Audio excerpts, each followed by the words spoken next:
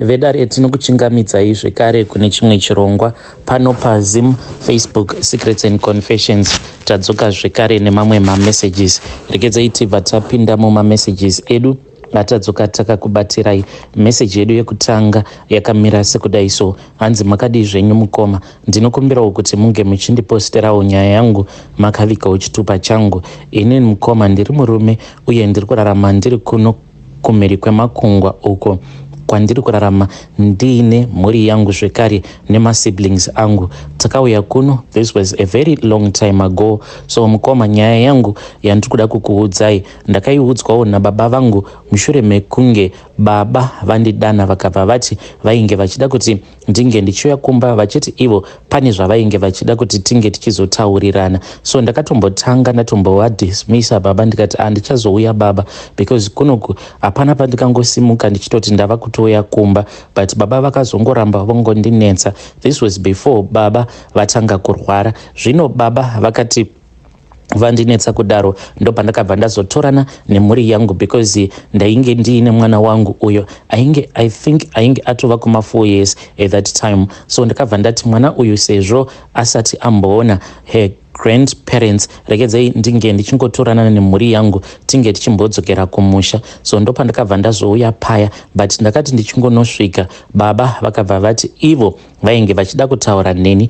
and it was serious. So takangoti tichingobva kuairport baba vachitonondidhonzera kubedroom kwavo, ndokubva tatanga kutaura tiriko kubedroom kwavo. Baba vakabva vatanga kuchema, vakabva vanditi mwanangu, handisisina mazuva ekurarama akawanda pano panyika. Ndikabva ndati ko baba, ko what is going on? Ivo baba vakabva vatanga kundipa confession yavo. Baba vakanditi upfumi hwose uhwo hwandinahwo mwanangu, upfumi uhwu ndakatoubira umwe munhu. So I didn't understand. Ndaitofungidzira kuti maybe ivo baba maybe pane madhiri avakaita, sezvo baba vangu vainge vakambobata matenda pamwe painge pachimbogadzirwa maroad. So I thought kuti pane corruption dzainge dzakaitika. Ndikabva ndati baba, if it is that, you just need to tell yourself kuti nyika ino yatiri kurarama, the majority of the people vava kutongoraramiswa neizvozvizvi zvekuti vanenge vachingoti pavanenge vari ndo pavanenge vachidya. Ndikati you need to understand kuti imimi kunyangwe dai makaramba, there was another person that was going to be found. So makaita zvamakaita muchidawo kuti isusu tinge tichikwanisa kuzorarama upenyu hwakanaka. Uye tarirai now kuti all your kids, they are in a safe place and they have their future set, and our future is bright because of you dead, and we thank you for that. But baba vakabva vati sandizvo zvandiri kutaura nezvazvo. Vakabva vazotanga kundirangaridza. Pane umwe musikana uyo ainge achishandira vamwe mai vainge vari our neighbor. Saka musikana uyu ainge achienda zvekare kuchechi uko kwatainge tichienda isusu. My dad and my father, they were both elders. Saka musikana uyu akabva azomitisiwa nemurume wemunhu. Akati achinomitisiwa mwana wacho paakazonozvarwa, then murume uya ndokubva azoramba mwana wacho iyeye.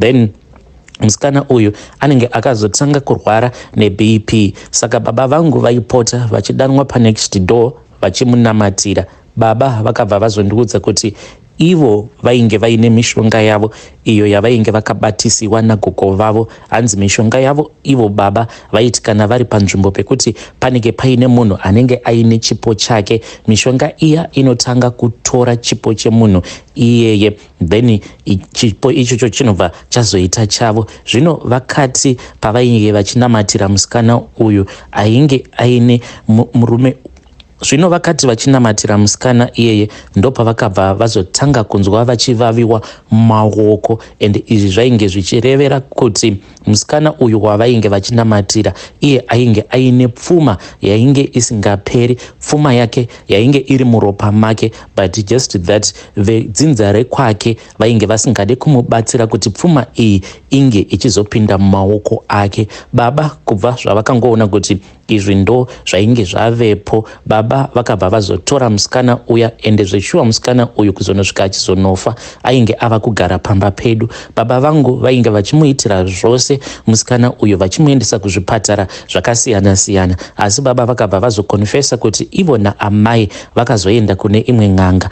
But baba ndo vakatanga vaenda kun'anga ikoko ndokubva vanotaura nayo n'anga iyi, vakabva vaiudza kuti painge paine munhu uyo wavainge vaona kuti aiva nechipo, but vaifila as if munhu uyu ainge asingadeserve chipo ichocho. Zvino vainge vachidawo mishonga yekuti vange vachikwanisa kunyatsomutorera chipo chacho, because apo pavainge vachimunamatira vakazama kuita zvose zvavainge vakaudzwa nagogo vavo kuti kana vachida kutorera munhu chipo vanoita sei. But uyu musikana uyu aingoramba akabatirira pachipo chake. So iyo n'anga iya yakabva yazoudza baba kuti vaifanira kuti vange vachizouya naye musikana uyu mudare. Amai vangu nababa vakabva vazoenda nemusikana uya hanzi kun'anga kwacho ndokubva musikana uyu azonogariswa pachimhasa. Akati agariswa pachimhasa, then ivo baba vakabva vazonzi vange vachimupa coin. Kwainge kuine macoin aya ekudhara aya ainge akaboka pakati, ndokubva vamupa musikana uyu. Iye akabva agamuchira coin riya asingatonzwisisi kutoti kutogamuchidzwa kwaainge achiitwa coin ikoko kwainge kuri kutotengesa chipo chake achichitengesera baba vangu, ndokuzomutorera kwavakazotomuita chipo ichocho. Zvino hanzi zvekwake zvakazotanga kurwidzana nababa vangu. Baba manje nekuzivawo mishonga vakabva vazongoramba vongofamba, ndokubva vazoisira slow poison musikana uyu kuzonosvika achizonofa. But vakati paakanyanyisa kurwara ndopavakabva vazomutakura. Hanzi nababa ndakatotenga grocery rainge rakawanda, ndokubva vaenda vakabva vazonomusiya kumusha kwavo musikana uyu hanzi haana kuzomborarama kwenguva yakareba ndokubva azoshayika. Saka ndiyo confession iyo yandakapiwa nababa vachiti kubva musikana iyeye kubva zvaakashayika hanzi zvipo zvake zvakabva zvazotanga kuvashandira ivo baba, zvekare nemashavi ake ekumvura avo ainge achifanira kuti ange achimupa mari ndo akabva azotanga kupa baba vangu mari. Saka awa mashavi ekumvura paakaona kuti baba vangu vainge vongoramba vongomupa iwo mushonga wacho wavainge vachiti islow poison, kuti mashavi awa ainge onzwa achirwadziwa nezvose izvo zvaainge achiitwa musikana uyu nababa vangu, because vainge vongoramba vachingomupaka chikafu chainge chiine mushonga uyo wavaipota vachipiwa nen'anga yavo. Saka musikana uyu akabva azoshayika. Baba vangu ivo vanoti ndo vakatotenga coffin rake musikana uyu, but vakangonyepa vakaita sekunge ainge ari mapledges ainge aitwa nemunhu kwose pachurch, but baba vangu ndo vakatobvisa mari yacho iyoyo. Izvi vakazviita mushure mekunge vaudzwa nen'anga yavo kuti vaifanira kuti uyu mufi uyu kuzonosvika achizonovigwa mweya wake waifanira kuti unge uchifara. Baba vangu vakaita pose pavainge vachigona napo kuti vange vachishandisa mari yakawanda parufu rwake musikana uyu. Baba vakabva vazongotanga kungoita mari uye vainge vangowana macontracts, mamwe macontracts avaingotopiwa mari zvavo nemafriends avo awo avainge vachiwirirana nawo, vainge vachishanda mumadepartment akasiyana-siyana muhurumende. Kuzonosvika inini nemasiblings angu tichinzi taifanira kuti tinge tichizoya kuzodzidza kunoku kumhiri kwemakungwa kwatiri, kuno kwainge kwatogara kuina vatete avo vainge variko. But baba at that time vakabva vati kuburikidza nezvipo izvo zvavakabira musikana uyo wavakatora mushure mekunge vaenda vachinomunamatira, vakaona kuti paari painge paine chipo chehupfumi, ndokubva vazomutora vakabva vati tinge tichigara naye. Saka zvipo zvake musikana uyu ndo zvakaunza pfuma mudzinza redu. Baba vangu vakasvika pakungonofa vachichema, ivo baba vachichema vainge vachingoti vari kuona njuzu dziri kuuya dzichiuya kuzovatora. But baba vangu pavakanoshayika mukoma, maziso avo awa akaramba kuvharika zvekare nemuromo wavo. Asi amai vakazoramba kuti baba vangu vange vachizoita zvekusoniwa muromo, because zvainge zvichinzi since muromo wababa vangu wainge waramba kuvharika, saka munhu anofanira kuti ange achisoniwa muromo wake. But baba vangu vakangozongovigwa vakadaro, vakavhura maziso avo uye vainge vakatovhura muromo wavo wakashama kudai, zvichiratidza kuti baba vangu chinhu chavakapedzisira kuona vasati vashayika chainge chakavavhundutsa chikavatyisa. Ndiyo confession iyi yandakaudzwa nababa vangu. So handizivi mukoma, kana kuinewo vanoziva zvechivanhu ndinokumbirawo kuti vange vachindibatsirawo mucomment section kuti izvi zvakaitwa nababa vangu effect yazvo mudzinza rekwedu ndeipi. Pari zvino hangu handingati pane zvandati ndaona, but I have been keeping this secret. Handina hangu wandati ndaudza, but chandinongoda kungoziva ndechekuti ko effect yacho ingava iri effect yepi, so that ndingogara hangu ndiri prepared. Handidi kuti zvinhu izvi zvakaitwa nababa vangu zvinge zvichizosvika pakuafektawo nevana vangu. Saka kana kuine zvandinokwanisawo kuita inini personally on a personal level kuti zvinhu izvi zvisazondibatira vana vangu, ndinokumbirawo kuti munge muchindidzidzisawo, ndichange ndichizoteverera mucomment section. Hei vedare, ndo message iyo yandakatumidzirwa ichibva kuna mukoma vedu. Yo zvazvakangooma naimi, zvakaoma hazvo vedu we, asi please ngatitaurei navo mukoma vedu ava mucomment section. Hanzi panguva yacho iyoyo baba vangu pavainge vachinamatira musikana uyu, vakabva vatoona kutoti musikana uyu aiva nezvipo zvake, vakatotanga kutonzwa kutovaviwa mumaoko, ndokubva vatoenda kun'anga. Apa iwo unenge uchiti ndanzwirwawo tsitsi naelda vekuchechi. Izvo munhu atoripo pakutoda kutokubvutira chipo chako, kokuzopa munhu slow poison naimi munhu achizonosvika pakunofa.